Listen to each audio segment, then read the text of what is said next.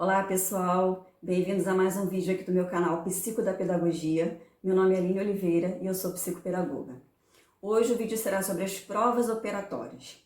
As provas operatórias, elas têm o objetivo de determinar o nível cognitivo em que a criança se encontra e se há alguma defasagem entre a idade cronológica da criança e a sua idade cognitiva. Isso porque se a criança se encontra com uma defasagem cognitiva, essa pode ser provavelmente a causa da sua dificuldade de aprendizagem, sendo difícil dessa forma a criança entender um conteúdo que está acima da sua capacidade cognitiva. Eu falei em vídeos anteriores quais são as provas operatórias que existem. Se você não assistiu, vai lá no meu canal, dá uma olhadinha que com certeza você vai encontrar. Bom, devemos evitar aplicar várias provas de conservação em uma mesma sessão.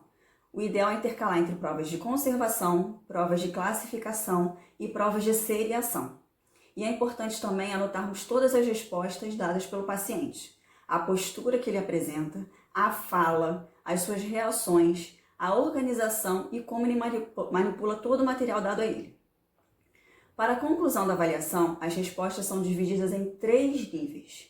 O nível 1 é onde a criança conserva, ou seja, ela não tem, onde a criança não conserva, desculpem. Ou seja, ela não tem certeza da sua resposta ou não soube responder alguma das questões dadas a ela. O nível 2 ou intermediário é onde a criança oscila ou não responde de forma completa. Em alguns momentos ela conserva, em outros ela não conserva.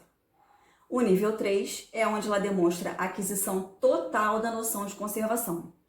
Se a criança não apresenta um bom êxito em uma prova, mas ela tem bons resultados nas outras, isso não quer dizer que ela apresente alguma deficiência ou alguma dificuldade cognitiva. Para isso também é importante a gente observar a faixa etária adequada para cada prova operatória. A que eu vou mostrar hoje é a prova de conservação de pequenos conjuntos discretos e elementos. Essa prova é indicada para crianças na faixa etária entre 6 e 7 anos de idade. E o material que nós vamos usar vai ser somente 10 fichas vermelhas e 10 fichas verdes. Cada uma delas com 2 centímetros aproximadamente de diâmetro. Tá bom? Todas elas têm que ter 2 centímetros de diâmetro aproximadamente. Todas do mesmo tamanho. Então, bora lá acompanhar a prova comigo? Bom, então vamos lá. A gente coloca sobre a mesa as fichas vermelhas e as fichas verdes. Tá? Total de 10 fichas cada um. E aí, nesse momento, a gente pergunta para o paciente o que ele sabe dizer sobre essas fichas, né? Provavelmente o que a gente espera é que ele responda que são círculos ou são redondas, que elas têm o mesmo tamanho praticamente, pode falar sobre as cores, enfim. E aí nós pedimos ao paciente que escolha qual ficha, qual cor ele prefere. Então vamos supor que ele escolha a cor verde e eu fico com as fichas vermelhas. Tá? Eu vou tirar a princípio 3 fichas minhas e deixo as 10 fichas com o paciente. Coloco as 3 de lado e fico com 7. Tá? E aí o que eu vou fazer? Eu vou pôr as fichas na mesma quantidade e vou pedir que ele coloque as dele também na mesma quantidade minha. Então, ele vai ter que tirar 3 fichas dele e ficar com as 7. Se ele não entender o comando, nós perguntamos novamente, pedimos para ele contar até que ele dê a resposta correta de que há 7 fichas em cada um. Então, o que eu vou fazer? Eu vou continuar a prova colocando as minhas fichas uma do lado da outra. As 7 fichas. E eu vou pedir para que o paciente faça o mesmo com as fichas dele. Então, ele vai colocar as 7 fichas dele na mesma posição das minhas. Exatamente na mesma posição, emparelhadas. E aí, nesse momento, eu pergunto a ele: temos a mesma quantidade de fichas? Você tem mais fichas ou você tem menos fichas do que eu? E o paciente deve observar que ele tem a mesma quantidade. Eu não posso continuar a minha prova enquanto ele não me responder que temos a mesma quantidade. Tem que fazer métodos, enfim, contagens, para que ele entenda que temos a mesma quantidade. Vou espaçar no segundo passo, espaçar as minhas fichas. Deixar as minhas fichas mais espaçadas em relação às fichas dele. E nesse momento eu pergunto novamente: e agora? Você tem mais fichas? Eu tenho mais fichas? Ou temos a mesma quantidade? Ele deve observar que, apesar de eu ter mudado a posição das minhas fichas, todos nós dois temos a mesma quantidade. E ele, dependendo da resposta dele, eu posso argumentar novamente. E assim que ele me responder, eu pergunto: como é que você sabe? Isso já gera uma certa insegurança se a criança não estiver muito segura da resposta dela.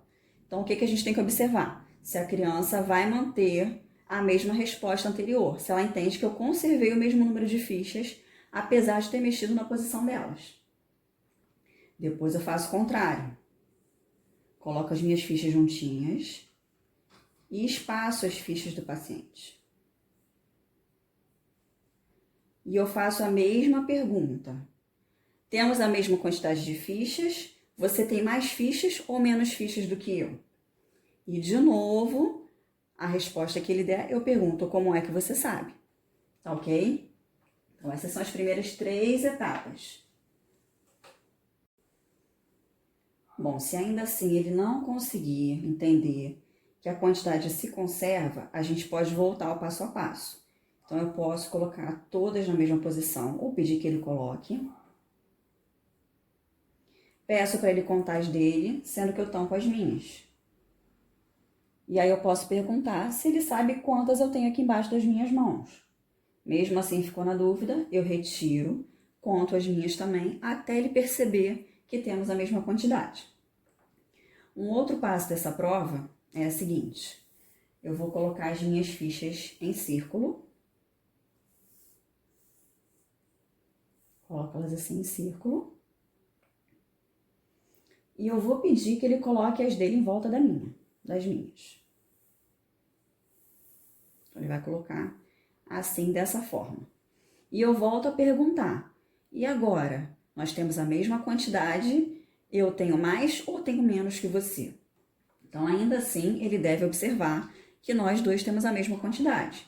E aí eu pergunto: como é que você sabe? Sempre os mesmos padrões de perguntas para ver como ele vai conseguir responder a cada uma delas. Então, se as fichas, eu posso fazer o seguinte, uma outra analogia, se ele não conseguir ainda assim entender, trazer um pouquinho para a realidade da criança para ver se melhora um pouquinho a questão.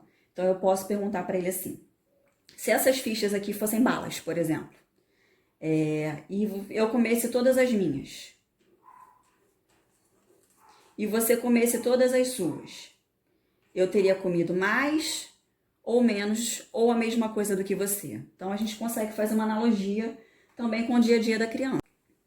Bom, lembrando que se a criança não está conseguindo perceber a conservação da quantidade, nós podemos ir e voltar nas questões anteriores quantas vezes quisermos para ver se há um entendimento maior da criança. Tá? Então, aqui a gente consegue observar os 3 níveis que essa prova nos proporciona, que eu falei anteriormente, né? O nível 1, 2 e 3, onde o nível 1 é quando a criança não consegue observar a conservação da quantidade. O nível 2 é o nível intermediário, onde ela horas consegue observar a conservação e horas não consegue observar a conservação. E temos o nível 3, onde ela observa a conservação das quantidades todas as vezes que é feita a pergunta a ela, independente da forma como eu coloco as fichas. Se a criança estiver no nível 1, a gente pode dizer que ela está na fase pré-operatória intuitivo global. Se a gente observar que a criança está no nível 2, podemos dizer que ela está na fase pré-operatória intuitiva articulada. E se a criança estiver no nível 3, ela está no primeiro subestágio operatório concreto. Bom, pessoal, essa foi então a aplicação da prova de conservação de pequenos conjuntos discretos de elementos. Espero que vocês tenham gostado. Não esqueça de se inscrever aqui no meu canal, acessar as minhas redes sociais e deixar um like aqui no meu vídeo, tá ok? Tchau, tchau, até o próximo vídeo.